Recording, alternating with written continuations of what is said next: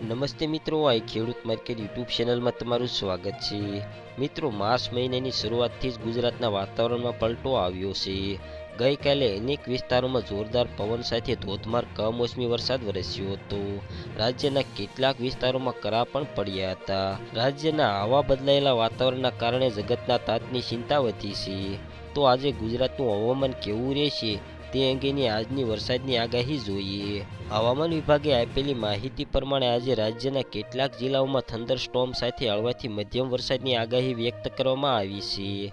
આજે વડોદરા, છોટાઉદેપુર, કચ્છ, મોરબી, સુરેન્દ્રનગર, રાજકોટ, બોટાદ, અમરેલી, ભાવનગર અને નોર્થ ગુજરાતના તમામ જિલ્લાઓમાં હળવાથી મધ્યમ વરસાદની સંભાવના છે. મિત્રો, માર્ચ મહિનામાં ચોમાસા જેવો માહોલ બન્યો છે.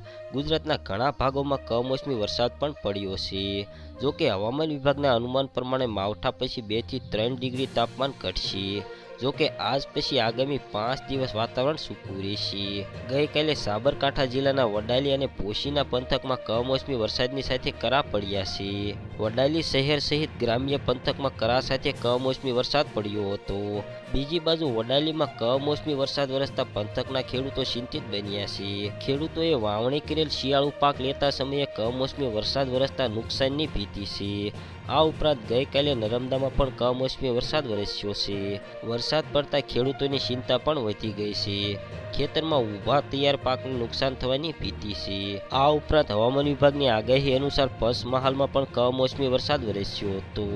ગોધરા સહિત કલોલ, હાલોલ અને શહેરા પંથકના ગ્રામ્ય વિસ્તારોમાં ધોધમાર વરસાદ વરસ્યો હતો. કમોસમી વરસાદને પગલે ખેતીમાં ભારે નુકસાન થવાની શક્યતા છે. મિત્રો, વિડીયો પસંદ આવ્યો હોય તો વિડીયોને લાઇક કરો, શેર કરો અને હજી સુધી આ ખેડૂત માર્કેટ ચેનલને સબસ્ક્રાઇબ ન કરી હોય તો કરી લો, જેથી નવા વિડીયો તમારા સુધી પહોંચતા રહે.